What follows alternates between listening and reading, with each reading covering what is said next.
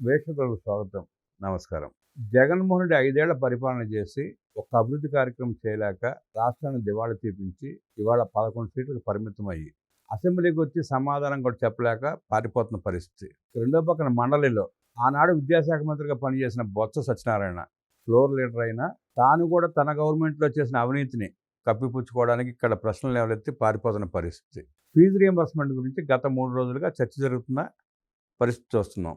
4063 కోట్ల రూపాయల బాకీలు పెట్టి పారిపోయిన జగన్మోహన్ రెడ్డి ప్రభుత్వం బొత్స సత్యనారాయణ మంత్రిగా ఆనాడు ఏం చేశారో తెలిసిందే. కూటమి ప్రభుత్వం వచ్చినాక సుమారుగా 3500 కోట్ల రూపాయలు ఆ బాకీలు తీర్చిన పరిస్థితి.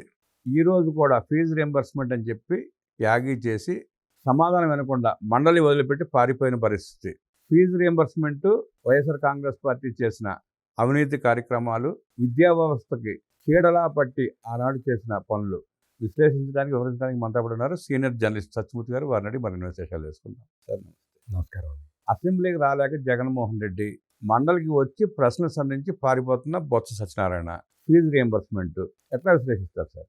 అంటే నేను మీరు అడిగిన క్వశ్చన్కి సమాధానం చెప్పడానికి ముందు ఒక 2 స్టేట్మెంట్లు, అంటే జగన్మోహన్ రెడ్డి స్టేట్మెంట్ ఒకటి చెప్తాను, ఇంకోటి బొత్స సత్యనారాయణ స్టేట్మెంట్ ఒకటి చెప్తా. ముందు జగన్మోహన్ రెడ్డి స్టేట్మెంట్ చెప్తా. ఏంటి అంటే, మనం గవర్నమెంట్ తరఫు నుంచి ల్యాండ్ అలాట్మెంట్లు ఇవన్నీ చేయటం ఎందుకండి? దండగం, వేస్ట్. అవి చేయటం వస్తే ఏం వస్తుంది? ఏదో 4-5 ఉద్యోగాలు వస్తాయి, అంతే కదా. దానికోసం మనం గవర్నమెంట్ ల్యాండ్ ఇవ్వాలా అన్నది జగన్. అంటే ఏంటి, నీ సరస్వతి పవర్కి అయితే గవర్నమెంట్ ల్యాండ్ కావాలి, వేరే పారిశ్రామికవేత్తలు వస్తే వాళ్ళకి ల్యాండ్ ఇవ్వవా? నువ్వు ఇవ్వటం వేస్టా? దానివల్ల పరిశ్రమలు రావటం వల్ల ఏమి ప్రయోజనం లేదా? అంటే ఆయన ప్రయోజనం లేదు వాళ్ళ పరిశ్రమలో. ఏమి జగన్మోహన్ రెడ్డి నీ కాన్సెప్ట్ ఏంటయ్యా? ఒకటి బొత్స సత్యనారాయణ విషయానికి వస్తే, ఆంధ్రప్రదేశ్ మొత్తం నిరుద్యోగులు పెరిగిపోతున్నారు. మరి చదువుకున్న వాళ్ళు ఎక్కువ మంది ఉంటే పెరిగిపోరా? చదువుకున్న వాళ్ళని ఎక్కువ మందిని మనం తయారు చేస్తున్నాం, అందుకని నిరుద్యోగుల సంఖ్య పెరిగిపోతున్నది అని చెప్పాడు విద్యాశాఖ మంత్రిగా ఉండి. పరిశ్రమ పెడతానని చెప్పి 30 ఎకరాలు తీసుకుని పరిశ్రమ పెట్టకుండా పారిపోయాడు ఆయన. బొత్స సత్యనారాయణ విద్యాశాఖ మంత్రి, ఈయన ముఖ్యమంత్రి. అంటే వీళ్ళకి వాళ్ళ శాఖల గురించి, వాళ్ళు పరిపాలన గురించి బేసిక్ అవగాహన కూడా లేని వ్యక్తులు అని చెప్పటానికే నేను వాళ్ళు గతంలో వాళ్ళు పదవుల్లో ఉన్నప్పుడు ఇచ్చిన స్టేట్మెంట్లన్నీ నేను ఉటంకిస్తున్నా. మీ రాష్ట్రంలో నిరుద్యోగ సమస్య ఎందుకు పెరిగిపోతున్నదా అని అడిగితే విద్యాశాఖ మంత్రిని, చదువుకున్న వాళ్ళు ఎక్కువ ఉండటం వల్ల నిరుద్యోగ సమస్య పెరిగిపోతున్నది అని చెప్పేవాడు విద్యాశాఖ మంత్రి ఎట్లా అవుతాడు? రామబ్రహ్మ గారు, దౌర్భాగ్యం కాదు. పరిశ్రమలకి భూములు ఇస్తే పరిశ్రమలు వస్తాయి, పరిశ్రమలు రావటం వల్ల ఎంప్లాయ్మెంట్ పెరుగుతుంది, ప్రభుత్వానికి ఆదాయం వస్తుంది అనే ఒక, అంటే బేసిక్ ఇన్ఫ్రాస్ట్రక్చర్, అంటే ల్యాండ్, వాటరు, కరెంటు, ఈ బేసిక్ ఇన్ఫ్రాస్ట్రక్చర్ ని ప్రొవైడ్ చేస్తే గవర్నమెంట్, పరిశ్రమలు వస్తాయి, ప్రైవేటు పెట్టుబడిదారులు వస్తారు. వచ్చినప్పుడు వాళ్ళ ద్వారా ఎంప్లాయ్మెంట్ జనరేట్ అవుతుంది. ఎంప్లాయ్మెంట్ జనరేట్ కావటం అంటే ఏంటి? వీడు పని చేస్తాడు, వాడు జీతం ఇస్తాడు, ఆ జీతం మార్కెట్లో ఖర్చు పెడతాడు. ఇది చైన్ రియాక్షన్, ఆర్థిక వ్యవస్థ. అంటే ఇటువంటి మినిమం కామన్ థింగ్స్ కూడా తెలియని వ్యక్తి ముఖ్యమంత్రిగా రావటం ఆంధ్రప్రదేశ్ చేసుకున్న దౌర్భాగ్యం. ఈ రోజున ఆ చాప్టర్ అయిపోయింది. ఆ చాప్టర్ అయిపోయిన తర్వాత కొంచెం సిగ్గు తెచ్చుకొని మాట్లాడాలి. ఇదే జగన్మోహన్ రెడ్డి ఫీజు రీఎంబర్స్మెంట్ కి సంబంధించి ఉద్యమాలు చేశాడు. అంటే ఉద్యమాలు చేద్దాం అనుకున్నాడు, అదంతా ఫెయిల్ అయింది. యువత పోరు అని పెట్టాడు. ఫీజు రీఎంబర్స్మెంట్ ధర్నాలు అని 2 ప్రోగ్రాములు తీసుకున్నాడు. ఎక్కడ ప్రజల నుంచి స్పందన రాలా. అంటే జగన్మోహన్ రెడ్డి ఏం ప్రొజెక్ట్ చేద్దాం అనుకున్నాడంటే, ఫీజు రియంబర్స్మెంట్ తెచ్చింది మా నాన్న సొమ్ములన్నీ ఫీజు రియంబర్స్మెంట్ ఖర్చు పెట్టాడు, మిమ్మల్ని అందరినీ ఉద్ధరించాడని చెబదామని ఆయన ఉద్దేశం. ప్రయత్నం చేశాడు. అధికారంలో ఉన్నప్పుడు చెప్పాలన్నమాట. నువ్వు అధికారంలో ఉన్నప్పుడు మీ నాన్న పేరు ఎత్తటానికేమో నీకు సిగ్గుపడ్డావు కొంచెం. తడతడికి ఆయన పేరు చెప్పడం ఏంటో అన్నావు. ఇప్పుడు మా నాన్న తెచ్చిన ఫీజు రియంబర్స్మెంట్, మా నాన్న తెచ్చిన ఫీజు రియంబర్స్మెంట్ అని మొదలు పెడితే, ఆ ఫీజు రియంబర్స్మెంట్ ని కూటమి ప్రభుత్వం నీరుగారుస్తుందని చెప్తున్నాడు. 4000 కోట్ల రూపాయలు నువ్వు బాకీ పెట్టి వెళ్ళిపోయావే. నువ్వు నీ వియ్యంకుడు వరుస అవుతాడో ఏదో వరుస అవుతాడు మోహన్ బాబు, తన కాలేజీలకి ఫీజు రియంబర్స్మెంట్ రావట్లేదని ధర్నాలు చేశాడుగా. జగన్మోహన్ రెడ్డి టైంలోనే కదా ధర్నాలు చేశాడు. అంటే నువ్వు ఫీజు రియంబర్స్మెంట్కి డబ్బులు ఇవ్వకుండా క్రెడిట్ కొట్టేద్దామని ఎంత తాపత్రయపడ్డావు జగన్మోహన్ రెడ్డి. నువ్వు ఇంత తాపత్రయపడి అబద్ధాలు చెప్తున్నావు. బయటికి వచ్చి ఫీజు పోరు, యువత పోరు, ఆ పోరు, ఈ పోరు అని చెప్పి మొదలుపెట్టు.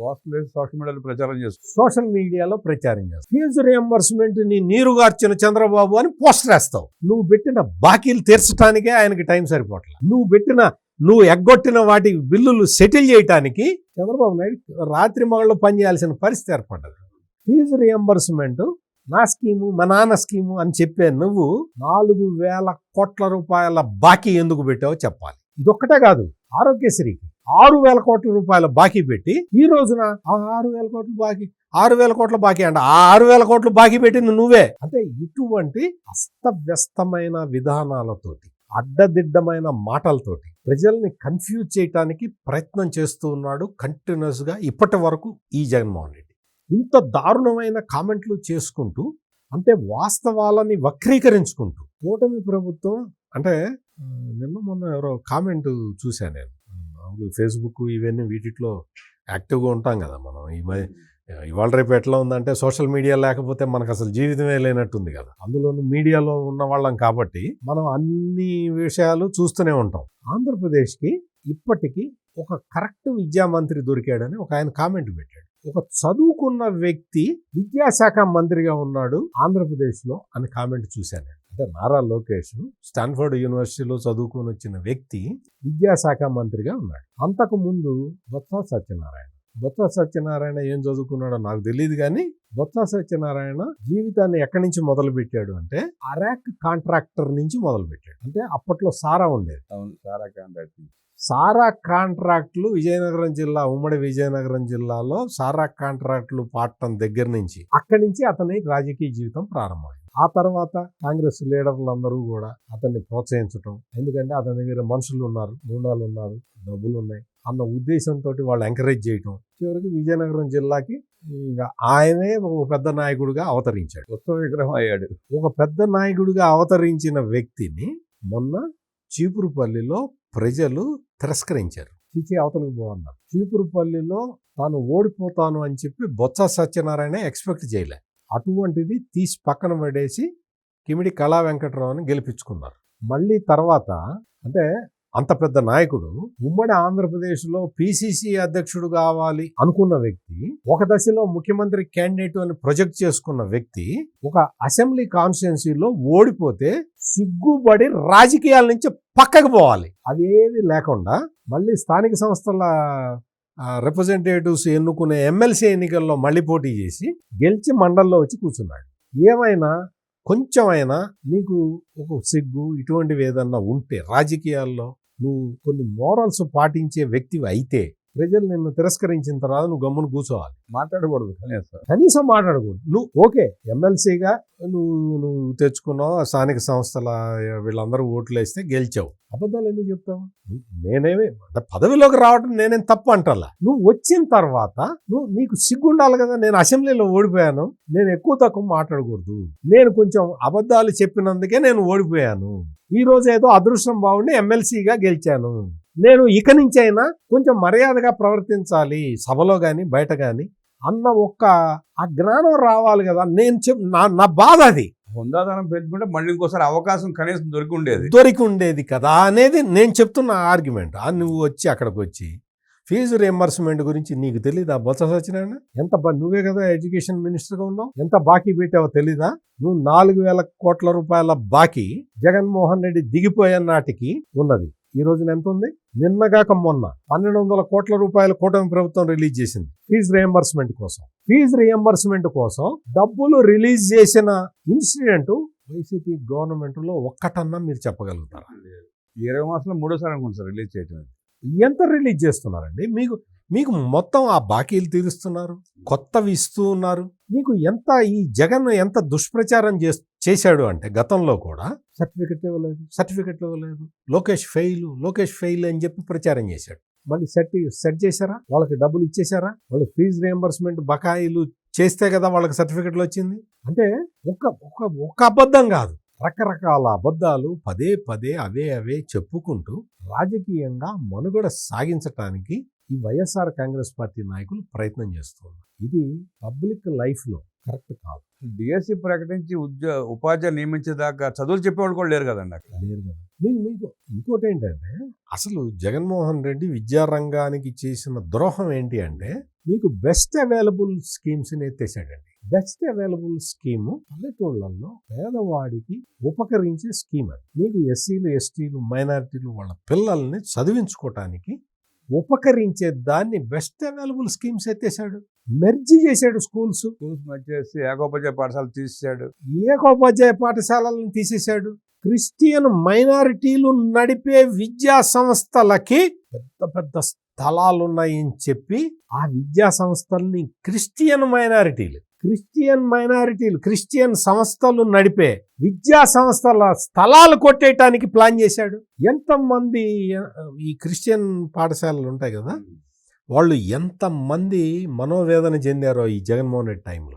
కాకినాడ ఒకటి, రాజమండ్రి ఒకటి కబ్జా చేయడం కూడా ట్రై చేశారు.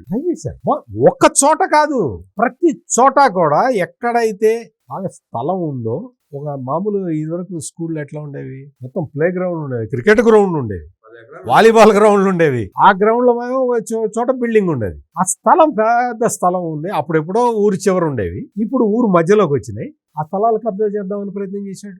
7 పాఠశాలల్ని కబ్జా పెట్టేశాడు. 7 పాఠశాలని ఎత్తేశాడు. 7 స్కూల్స్ ని ఎవడన్నా ఎత్తేస్తాడండి? అంటే 7 పాఠశాలల్లో నీకు గవర్నమెంట్ ఇచ్చేది ఓన్లీ ఆ ఉపాధ్యాయుడికి జీతం మాత్రమే. మిగిలిన ఖర్చులన్నీ ఆ సొసైటీలు పెట్టుకుంటాయి. అంటే నీకు గవర్నమెంట్ మీద బర్డెన్ లేకుండా గవర్నమెంట్ చెయ్యాల్సిన పనిని కొన్ని సొసైటీలు చేస్తూ ఉంటే 7 వాళ్ళకి నువ్వు జీతాలు ఆపేశావు. 7 లెక్చరర్లని, 7 టీచర్లని, 7 స్కూళ్ళని మూసేశావు. ఎంత డౌన్ ట్రెండ్ లోకి తెచ్చాడు విద్యా సంస్థని జగన్మోహన్ రెడ్డి. అంటే విద్యా వ్యవస్థ బాగుండి పిల్లలంతా చదువుకుంటే తన గంజా వ్యాపారానికి ఇబ్బంది అవుతుంది, అమ్మేవాళ్ళు, సరఫరా చేసేవాళ్ళు, మోసేవాళ్ళు దొరకని ఉద్దేశంతో నాశనం చేశాడు వ్యవస్థని. సింపుల్. ప్లస్ ఇంకోటి ఏమంటాడు, వెంకయ్యనాయుడు పిల్లల్ని ఇంగ్లీష్ మీడియంలో చదివించాడు, చంద్రబాబు నాయుడు పిల్లల్ని ఇంగ్లీష్ మీడియంలో చదివించాడు, మీకు ఇంగ్లీష్ మీడియం పెడుతుంటే వాళ్ళు ఒప్పుకోవట్లేదు అని చెప్పాడు ముఖ్యమంత్రిగా ఉండగా.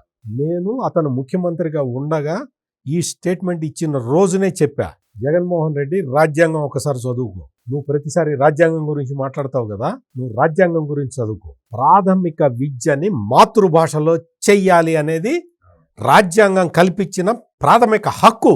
ఎందుకు అంటే ప్రాథమిక విద్య మాతృభాషలో ఉంటే నువ్వు చెప్పేది నాకు అర్థమవుతుంది, స్పష్టంగా అర్థమవుతుంది. ఆ తర్వాత ప్రాథమిక విద్య దాటిన తర్వాత 6వ తరగతి 7వ తరగతి దాటిన తర్వాత నువ్వు ఎన్ని భాషలు చెప్పినా అన్ని భాషలు నేర్చుకుంటాడు. నువ్వు ఏ భాషలో చెప్పినా ఇతనికి అర్థమవుతుంది, స్టూడెంట్కి అర్థమవుతుంది. సెకండ్ లాంగ్వేజ్ ఉండేది కదా సార్ అప్పటి నుంచి.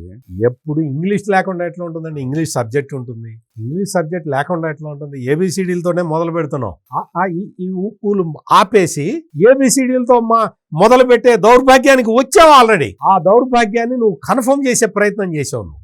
అందుకని నువ్వు ప్రాథమిక విద్యని ఇంగ్లీష్ మీడియంలోకి తీసుకొచ్చి ఎంత ద్రోహం చేసి విద్యా రంగానికి ద్రోహం చేసావు. మాతృభాష రాకుండా ఒక జనరేషన్ని తయారు చేసావు. ఇప్పటికే తెలుగు మాట్లాడతారు, తెలుగు వింటే అర్థమవుతుంది, కానీ తెలుగు చదవటం రాని వాళ్ళు ఎంతమంది ఉన్నారో తెలుసా? తెలుగు చదవటం రాని వాళ్ళు పెరిగిపోతున్న ఈ తరుణంలో అసలు తెలుగు చదవటం కాదు, మాట్లాడితే కూడా అర్థం కాని వాళ్ళని తయారు చేసే ప్రయత్నం చేశాడు ఈ జగన్మోహన్ రెడ్డి. ఉదాహరణకు జగన్మోహన్ రెడ్డి కూడా రాదు కదండి, ఆయన కూడా తెలుగు చదవలేడుగా. అందుకనే ఆయనలాగానే అందరినీ తయారు కావాలని చెప్పి ఈ ప్రయత్నం పెట్టినట్టున్నాడు. ఇవన్నీ ఏంటంటే బాధతోటి మనం మాట్లాడుకోవాల్సిన మాటలు. పైగా క్లాష్ ఆఫ్ ఈ క్లాస్ తీసుకురావటానికి ప్రయత్నం చేయటం. నువ్వు తప్పుడు పని చేస్తూ ఈ క్లాష్ తీసుకురావటానికి నువ్వు ప్రయత్నం చేయటం అనేది దుర్మార్గమైన విషయం.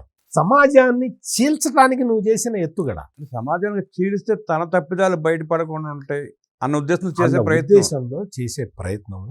ఈ రోజున ప్రజలు విఘ్నులు కాబట్టి, తెలివిగల వాళ్ళు కాబట్టి, ఈ జగన్మోహన్ రెడ్డి, బొత్స సత్యనారాయణ లాంటి వాళ్ళని వదిలించుకొని చంద్రబాబు నాయుడిని, లోకేష్ని తెచ్చుకున్నారు. నాశనం అయిపోయిన విద్యా వ్యవస్థని వికాసం వైపు నడిపిస్తున్న నారా లోకేష్ పనితీరు గురించి అద్భుతంగా విశ్లేషిస్తూ, జగన్మోహన్ రెడ్డి, బొత్స సత్యనారాయణ ఆ వ్యవస్థకి చీడ పురుగులా పట్టి ఎలా నాశనం చేశారో స్పష్టం చేసిన సత్యమూర్తి గారికి ధన్యవాదాలు తెలియజేస్తూ నమస్కారం.